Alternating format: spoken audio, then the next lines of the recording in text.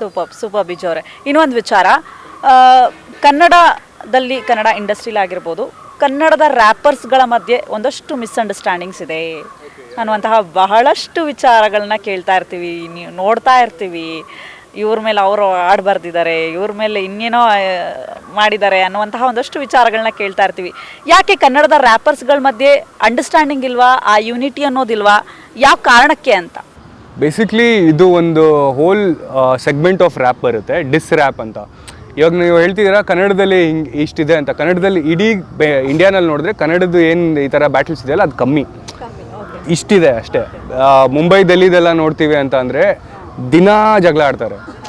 Because ನಾವು ಶಾಂತ ರೀತಿಯಿಂದ ಇದ್ದೀವಿ, ನಾವು ಕನ್ನಡಿಗರು ಶಾಂತ ಸ್ವಭಾವದವರು ಅಂತ ಉಪೇಂದ್ರ ಅವ್ರು ಏನು ಹೇಳಿದಾರಲ್ಲ, ಅದಕ್ಕೋಸ್ಕರ ಇದು ಸ್ವಲ್ಪ ಕಮ್ಮಿಲೇ ಇದೆ. ಆ್ಯಂಡ್ ಅದು ಆಗ್ತಿದ್ದಿಲ್ಲ ಅಂತ ಅನಿಸುತ್ತೆ. ಏನಕ್ಕೆ ಆಯಿತು ಅಂತ ಅಂದರೆ ಅವರಿಬ್ಬರ ಮಧ್ಯೆ ಏನೋ ಒಂದು ಪ್ರಾಬ್ಲಮ್ ಇದೆ, ಅದನ್ನ ರಿಸಾಲ್ವ್ ಮಾಡ್ಕೊಳ್ಳೋಕೆ ಇಷ್ಟ ಇರಲಿಲ್ಲ. ಇವಾಗ ರಾಹುಲ್ ಅವ್ರು ಏನು ಅಲೋಕ್ ಬ್ರೋ ಕೇಳ್ತಿದ್ರಲ್ಲ, ಅವ್ರು ಅದನ್ನ ಡೈರೆಕ್ಟಾಗಿ ಅವ್ರಿಗೆ ಏನಾದರೂ ಒಂದು ಹೇಳ್ಬಿಟ್ಟಿದ್ದಿದ್ರೆ ಹಿಂಗಿದೆ ಮ್ಯಾಟ್ರು ಅಂತ ಫಸ್ಟೇನೆ ಹೇಳ್ಬಿಟ್ಟಿದ್ರು ಅಂತ ಅಂದರೆ ಅದು ಇಲ್ಲಿವರೆಗೂ ಬರ್ತಾ ಇದ್ದಿಲ್ಲ. ಅವರು ಐಲ್ ಬಿ ವೆರಿ ಆನೆಸ್ಟ್, ಅವ್ರು ಇಗ್ನೋರ್ ಮಾಡಿದ್ರು. ಯಾರು ಅಲೋಕ್ ಅವರು ಇಗ್ನೋರ್ ಮಾಡಿದ್ರು. ಬಿಕಾಸ್ ಅವ್ರಿಗೆ ಅಲೋಕ್ ಬ್ರೋಗ್ ಏನಿದೆ ಅಂತ ಅಂದರೆ ಅವ್ರು ಸುಮ್ಮನೆ ಏನಕ್ಕೆ ಕಾಂಟ್ರವರ್ಸಿ ಅಥವಾ ಏನಾದರೂ ಹಂಗಾಗುತ್ತೆ, ಅದನ್ನು ಸ್ಟಾರ್ಟಿಂಗ್ ಸ್ಟೇಜಲ್ಲೇ ನಾವು ಏನಾದರೂ ಸರಿಪಡಿಸ್ಕೊಂಡ್ಬಿಟ್ರೆ ಅದು ಎಲ್ಲಿಯೂ ಚಿಕ್ಕ ಗುಳ್ಳೆ ಆಮೇಲೆ ದೊಡ್ಡ ಟ್ಯೂಮರ್ ಆಗುತ್ತೆ ಅಂತ ಹೇಳ್ತಾರೆ. ಗುಳ್ಳೆ ಇರುವಾಗಲೇ ಅದನ್ನ ನಾವು ಚೆನ್ನಾಗಿ ಗಾಯ ಹಚ್ಚಿ ಔಷಧಿ ಹಚ್ಬಿಟ್ಟು ಗಾಯನ ಸರಿ ಮಾಡ್ಕೊಂಬಿಟ್ವಿ ಅಂದರೆ ಅದು ಎಲ್ಲಿಗೂ ಹೋಗ್ತಿದ್ದಿಲ್ಲ. ಆ್ಯಂಡ್ ಇವಾಗ ಅಫ್ಕೋರ್ಸ್ ಇವಾಗ 2 ಡಿಸ್ ಸಾಂಗ್ ಬಿಟ್ಟಿದ್ದಾರೆ ಅನಿಸುತ್ತೆ ರಾಹುಲ್ ಅಲೋಕ್ ಬ್ರೋ ಅವ್ರ ಮೇಲೆ. ಐ ಥಿಂಕ್ ಅಫ್ಕೋರ್ಸ್ ಅವ್ರಿಗೆ ರಿಪ್ಲೈ ಮಾಡೋಕ್ಕೆ ಇಷ್ಟ ಇಲ್ಲ, ರಿಪ್ಲೈ ಮಾಡಲ್ಲ. ಇಲ್ಲ, ನಾವು ಈಗ ಮಾಧ್ಯಮದವರು ಕೂಡ ಹೋಗಿ ಕೇಳಿದಾಗ ಅದ್ರ ಬಗ್ಗೆ ನಂಗೆ ಗೊತ್ತೂ ಇಲ್ಲ, ನಾನು ನೋಡೂ ಇಲ್ಲ ಅಂತಾನೆ ಹೇಳಿದ್ರು ಅವರು. ಹಾಂ, ಬಟ್ ಅವ್ರು ಸ್ಟೋರಿ ಎಲ್ಲ ಹಾಕಿದ್ದಾರೆ, ಗೊತ್ತಿದೆ ಅವ್ರಿಗೂ ಏನಾಗಿದೆ ಅಂತಲೂ ಗೊತ್ತು.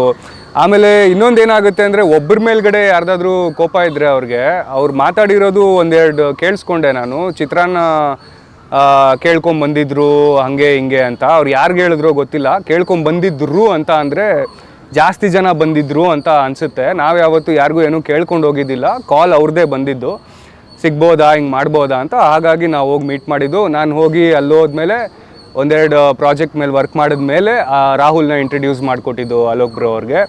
ಸೊ ಅದೇನೇ ಮಿಸ್ಅಂಡರ್ಸ್ಟ್ಯಾಂಡಿಂಗ್ ಅವರಿಬ್ಬರ ಮಧ್ಯೆ ಇದ್ರೂ ಅದು ನಮ್ಮ ಮೇಲೂ ನಾವು ಕೆಟ್ಟದಾಗ ಕಾಣ್ತೀವಿ, ಬೇರೆ ಆರ್ಟಿಸ್ಟ್ಗಳೆಲ್ಲ ಕೆಟ್ಟದಾಗೆ ಕಾಣ್ತಾರೆ ಅಂತ ಅಂದರೆ ನಮಗೆ ಫಸ್ಟ್ ಡೇಯಿಂದ ಕೊಟ್ಟಿದ್ದ ಲಾಯಲ್ಟಿಗೆ ಬೆಲೆ ಇಲ್ಲ ಅಂತ ಆಯಿತು. ನಾವು ಏನು ಯಾರ ಬಗ್ಗೆನೂ ಅಲ್ಲಿ ಇಲ್ಲಿ ಹಿಂದೆ ಮುಂದೆ ಮಾತಾಡೋದು ಇಲ್ಲ.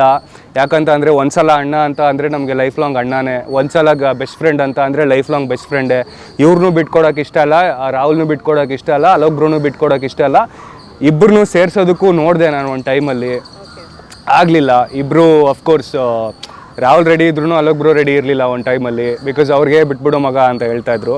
ಇದು ಯಾವತ್ತೂ ಎಲ್ಲೂ ಹೇಳಿದ್ದಿಲ್ಲ, ಐ ಥಿಂಕ್ ಇದೇ ಫಸ್ಟ್ ಟೈಮ್ ಇದನ್ನ ಹೇಳ್ತಾ ಇರೋದು ಇದನ್ನೆಲ್ಲ ಮ್ಯಾಟ್ರ್. ಬಿಕಾಸ್ ನಂಗೆ ಅದೊಂದು ಸ್ವಲ್ಪ ಬೇಜಾರಾಯಿತು. ಅದೇನೋ ಒಂದು ವರ್ಡ್ ಯೂಸ್ ಮಾಡಿದವರು ಚಿತ್ರಾನ್ನ ಕೇಳ್ಕೊಂಬಂದಿದ್ರು ಅಂತ ಯಾವುದೋ ಒಂದು ಇಂಟರ್ವ್ಯೂನಲ್ಲಿ ಎಲ್ಲೋ ಹೇಳಿದ್ದು. ನಾನು ಓಪನ್ ಆಗಿ ಹೇಳ್ತಾ ಇದ್ದೀನಿ, ನಾವು ಯಾರಿಗೂ ಏನೋ ಚಿತ್ರಾನ್ನ ಕೇಳ್ಕೊಂಡು ಹೋಗಿದ್ದಿಲ್ಲ. ನಾವು ಹೋಗಿದ್ದು ಕೆಲಸ ಮಾಡೋದಕ್ಕೆ.